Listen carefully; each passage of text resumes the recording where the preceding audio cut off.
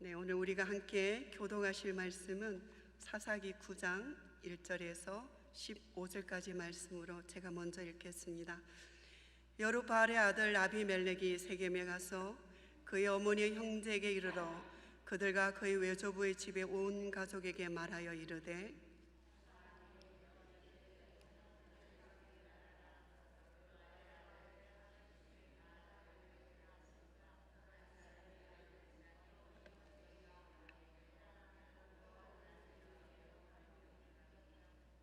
그의 어머니 형제들이 그를 위하여 이 모든 말을 세겜의 모든 사람들의 귀에 말하매 그들의 마음이 아비멜렉에게로 기울여서 이르기를 그는 우리 형제라 하고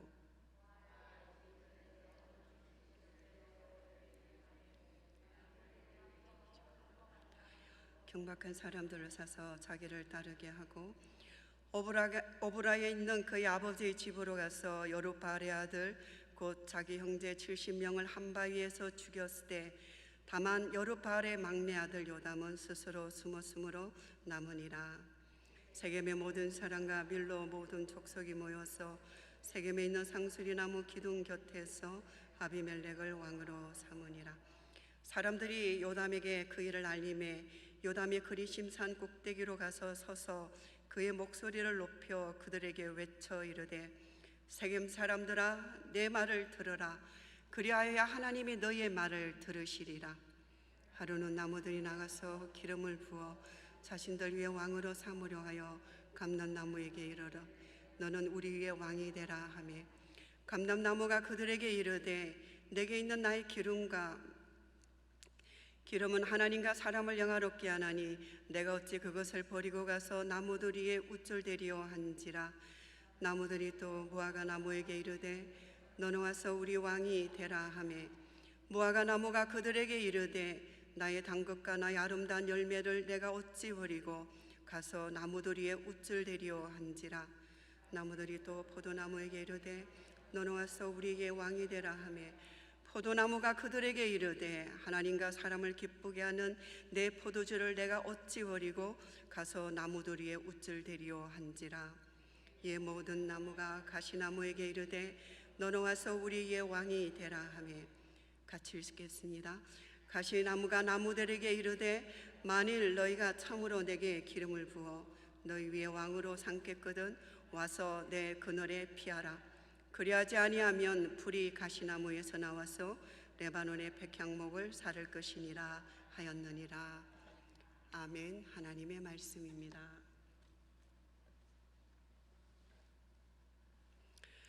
네, 사사 기드온이 사는 40년 동안 이스라엘의 땅은 참으로 평온했습니다.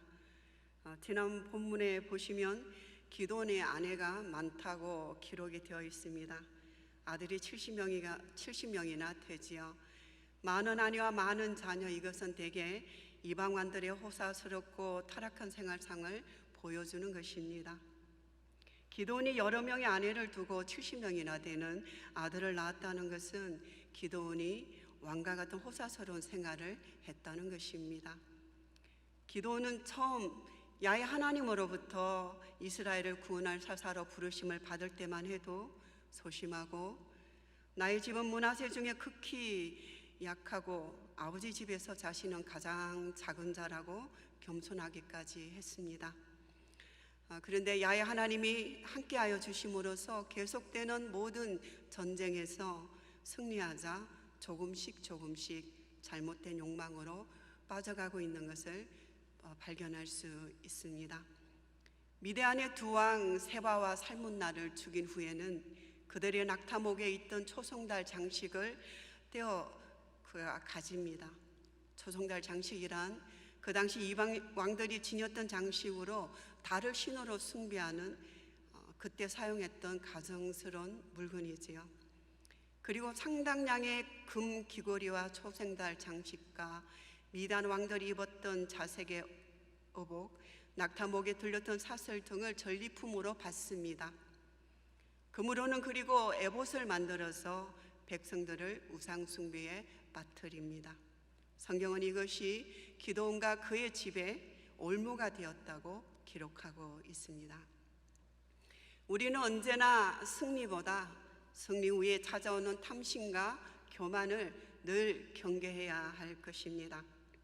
처음 신앙의 은혜, 처음 신앙의 그 간격, 처음 신앙에 만나주셨던 하나님의 그 놀라운 임재를 놓쳐버리면 안 될 것입니다. 신실한 마음으로 늘 충성되게 부르심의 길을 가야 할 것입니다.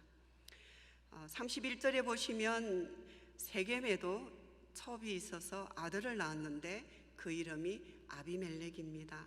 이 아비멜렉 이름의 뜻은 나의 아버지는 왕이시다, 이런 뜻이 담겨 있습니다. 여기서 하나 기억할 것은 이스라엘 사람들이 기드온에게 당신과 당신의 그 자손들이 우리를 다스리소서, 왕이 되어 달라고 했을 때 이에 대해서 기드온은 자신뿐만이 아니라 아들도 자손들도 너희를 다스리지 아니할 것이요 오직 여호와께서 너희를 다스리시리라 겸손히 대답했습니다.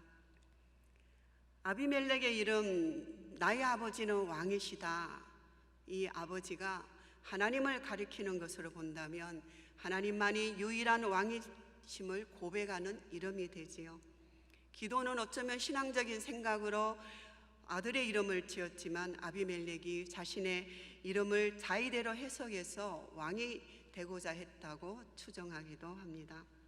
기드온이 죽었습니다. 그러자 40년 동안의 그 평안한 시대는 지나가고 말았습니다. 이스라엘 자손들이 또 돌아서서 바알을 따라 우상 숭배를 합니다. 오맹을 하고요, 또 바알 브릿을 자기들의 신으로 삼았습니다. 그 무엇보다도 이스라엘 자손을 주의 모든 원수들의 손에서 건져내신 여호와 자기들의 하나님을 기억하지 않았다고, 잊어버렸다고 성경은 기록하고 있습니다. 오늘 본문 9장 1절로 돌아가 보겠습니다.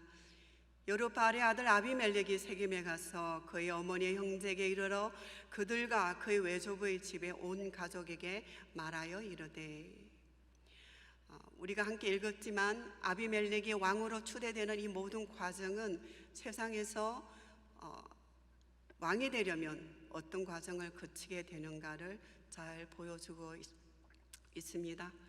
그는 우선 자기 세력을 만들기 위해서 혈연과 지연에 호소해서 사람들을 자기 편으로 만듭니다. 시대를 다 초월해서 지금도 흔하게 볼 수 있는 정치 유세이지요. 그리고 자기의 경쟁자가 될 수 있는 사람은 형제라 하더라도 가차없이 사람들 앞에서 자신의 힘을 가시해서 기어코 왕으로 인정을 받습니다.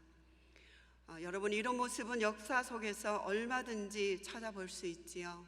그런데 사사기는 이것이 바로 세상 권력의 실체임을 우리들에게 고발하고 있습니다. 모든 권력이란 것은 하나님께로부터 오는 것입니다.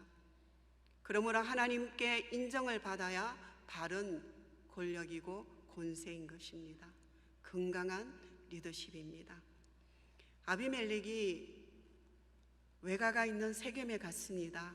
외가 사람들에게 자신이 그들의 권력임을 상기시키면서 권력을 잡을 수 있도록 청탁을 하지요. 세겜인들 사이에서 자신에게 우호적인 여론이 형성되게 해달라고 도움을 청합니다. 외가 사람들이 아비멜렉이 부탁한 말을 세겜 사람들에게 그 지역에 퍼뜨리지요. 세겜 사람들은 우리가 남이가 많이 듣던 이야기죠. 형제다, 성경에도 형제다 그렇게 기록되어 있습니다. 우리가 남이가 하면서 아비멜렉을 지지합니다.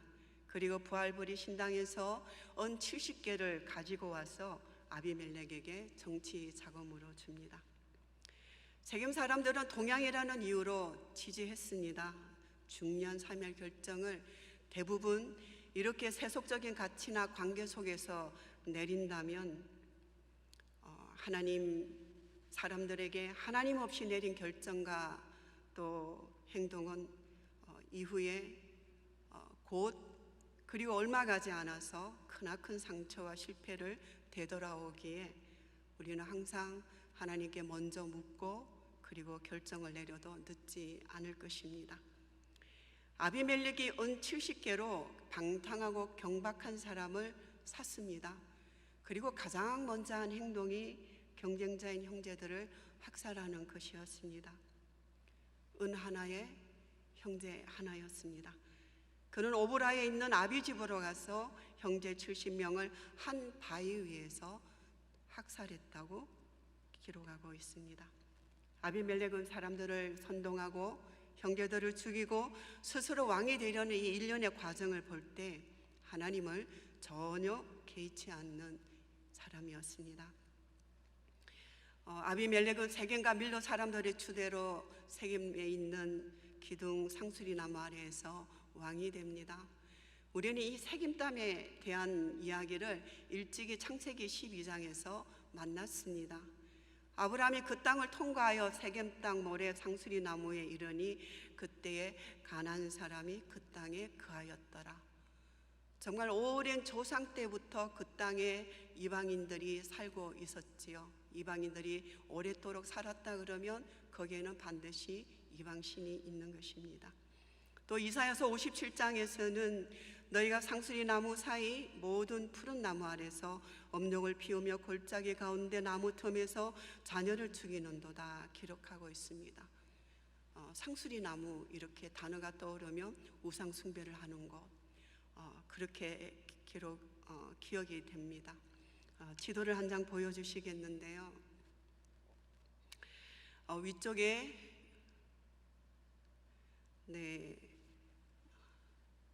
지도를 보시면 위쪽에 빨간색 원인데 지금 잘 나타나지 않고 있네요. 자, 아주 위쪽입니다. 위쪽에는 기드온의 고향 오브라입니다. 파란색 세겜의 땅은 그 아래쪽에 가운데 부분에 있는 원은 므낫세 지파와 에브라임 지파의 경계상에 있는 성읍으로 그린 심산이 가까워 있고요. 에브라임 산지에 있는 땅입니다. 사사시대에 있어서 더 세겜이라는 땅은 가나안 우상 숭배의 중심지로 바알브릿이라는 우상이 그 신전이 있는 곳입니다. 감사합니다. 이제 기드온의 아들 중에서 유일하게 생존하였던 요담이 나무 우화를 가지고 나왔습니다. 나무들의 우화를 통해서 하나님이 어떻게 불법적으로 왕이 된 아비멜렉과 그를 동조한 세겜 사람들을 징벌하시는지를 예고하고 있습니다. 요담의 우화에서 감람나무, 무화과나무, 포도나무가 차례대로 나무들로부터 왕이 되어달라고 하는 요청을 받습니다. 그렇지만 그들은 자신의 고유한 역할과 사명 그리고 본분을 앞세워서 겸손히 사양합니다. 감람나무에게 찾아가서 너는 우리의 왕이 되라고 하였지만 감람나무는 내게 있는 나의 기름은 하나님과 사람을 영화롭게 하는데 내가 어찌 그것을 버리고 가서 나무들 위에 우쭐대리요 합니다. 무화과나무에게 찾아갔습니다. 무화과나무는 나의 당극과 나의 아름다운 열매를 어찌 버리고 가서 나무들 위에 우쭐대리요 같은 대답을 합니다. 포도나무를 찾아갔습니다. 포도나무 역시 하나님과 사람을 기쁘게 하는 포도주를 어찌 내가 버리고 나무들 위에 우쭐대리요 대답을 했습니다. 거듭 반복되는 나무들 위에 우쭐대리요, 이 표현은 이전 우리 성경에서는 나무들 위에 요동하리요 이렇게 번역이 되어 있습니다. 원어적인 뜻은 왕이 연약한 사람들 위에 군림하여서 전제적인 권력으로 사람들을 괴롭히는 것을 나타내는 표현입니다. 어찌 우쭐대리요. 감람나무, 무화과, 포도나무는 하나님께 지음을 받았을 때의 그 목적대로 기름과 열매, 포도주를 내면서 하나님을 영화롭게 하고 사람을 기쁘게 하기에 지음받은 본분에 늘 자족하면서 기쁨 가운데 있었기에 요동하지 않았습니다. 그런데 가시나무는 나무들의 요청을 수락하여서 나무들 위에 우쭐대며 통치하겠노라 했지요. 15절 말씀입니다. 가시나무가 나무들에게 이르되 만일 너희가 참으로 내게 기름을 부어 너희 위에 왕으로 삼겠거든 와서 내 그늘에 피하라. 그리하지 아니하면 불이 가시나무에서 나와서 레바논의 백향목을 사를 것이니라 하였느니라. 자, 이 우화의 핵심은 가시나무처럼 스스로 왕이 되려 한 아비멜렉의 그 교만과 그를 왕위에 추대한 세계민들의 어리석음을 아주 통렬하게 책망하고 있습니다. 본분이 무엇입니까? 본분. 전도서 12장에서 일의 결국을 다 들였으니 하나님을 경외하고 그의 명령을 지킬지어다. 이것이 모든 사람의 본분이니라. 하나님은 모든 행위와 모든 엄밀한 일을 선악간에 심판하시리라 하셨습니다. 여기에서 우리가 한 가지 질문을 가질 수 있는 것은 가시나무 또한 하나님께서 창조하셨는데 왜 목적이 없겠습니까? 가시나무로 담장을 만들면 야생동물이나 해치려고 하는 것에서부터 보호를 받을 수 있습니다. 심지어 예수님의 그 고난의 순환의 그 극치도 가시에 서신 머리에 서신 가시 면류관의 그 고통을 우리에게 전달해 주고 있습니다. 십자가의 구원을 가시 면류관을 쓰시고 정말 그 시대 가장 극치의 고통이 아니었을까 우리에게 전달해 주고 있습니다.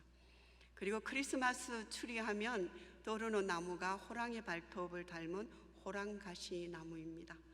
호랑가시나무와 돌가시나무 이런 것은 좀 그냥 어떤 검색해 보면 치유에 효력이 있다는 그런 민간요법도 나와 있습니다.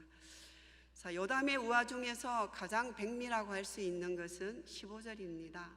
와서 내 그늘에 피하라. 오라 피하라. 이 명령이 연속적으로 쓰여진 반복 명령문이 기록되어 있습니다. 가시나무는 피하라고 하지만 그 태양의 뜨거운 빛을 가릴 만한 넓은 나뭇잎은 없습니다. 그늘이 있을 수 없는 거지요. 그런데도 자기 그늘에 피하여 보호를 받으라는 것은 정말 위치에 맞지 않는 어느 도단인 것입니다. 오히려 그에게 가서 피한다면 열기를 식히기는커녕 온몸이 가시에 찔려서 상처투성이가 될 것입니다.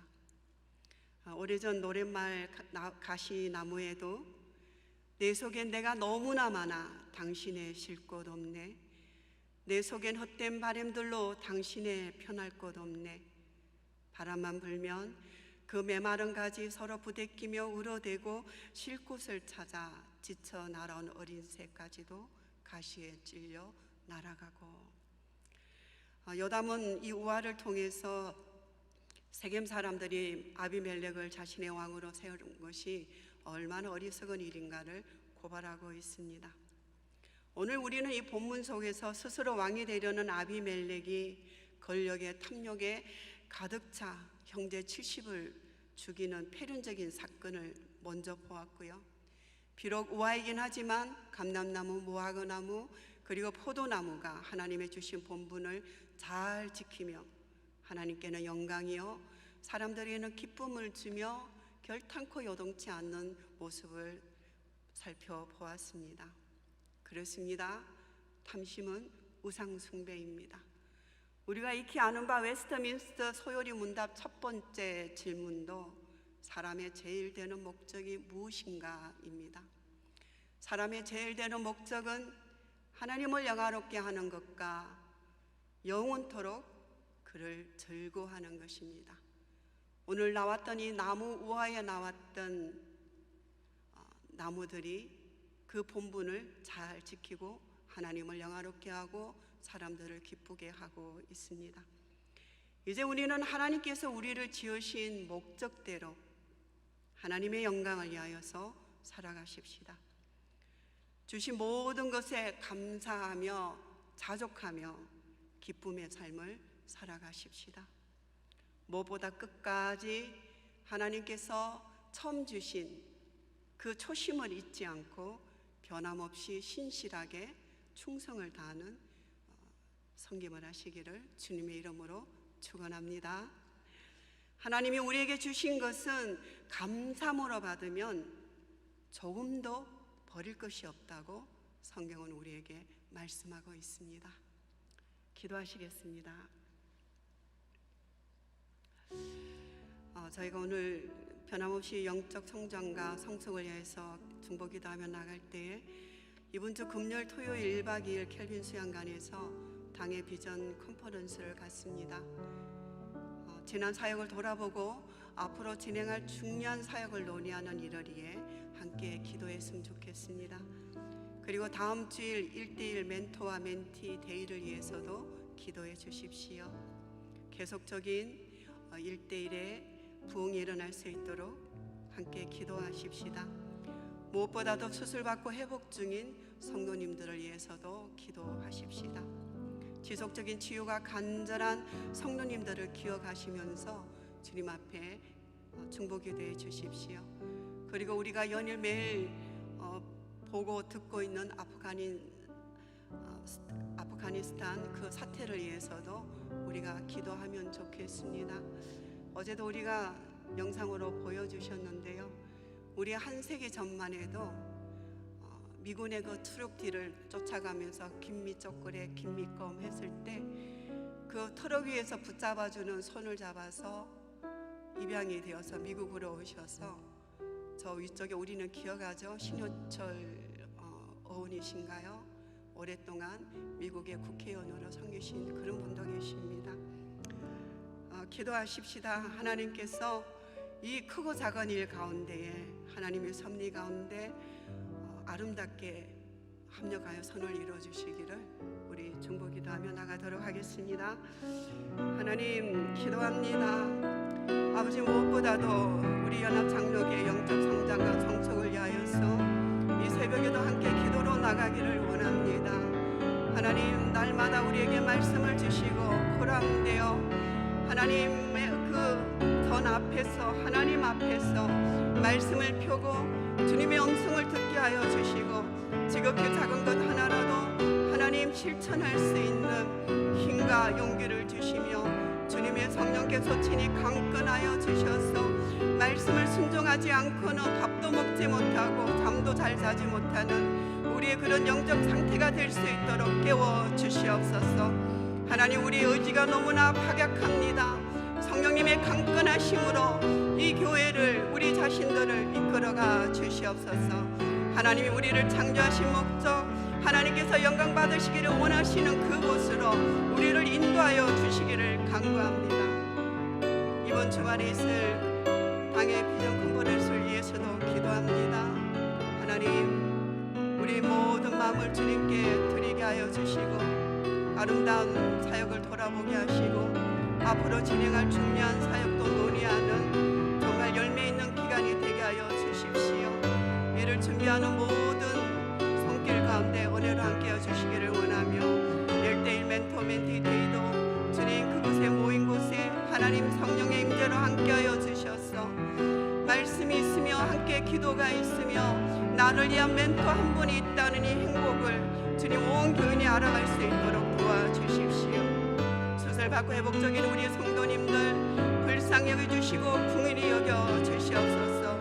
때로는 한국까지 나아가서 수술받으며 치유하시는 우리 성도님들을 기억하여 주셔서 주님 친히 찾아가 주셔서 안수하여 주시고 빛되신 주님, 유아랍가 되신 주님 친히 그들과 함께하여 주시옵소서. 아프가니스탄 아버지 그 사태를 위해서도 우리가 기도하지 않을 수가 없습니다.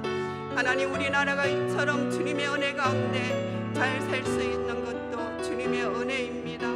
하나님, 우리가 처음 받았던 은혜와 주님의 사랑 기억하게 하여 주셔서 아버지 이때를 향한 우리 모든 성긴 가운데에 주님의 은혜가 있게 도와주시고 그 땅에 하루속히 하나님의 평화가 임하기를 간절히 기도합니다.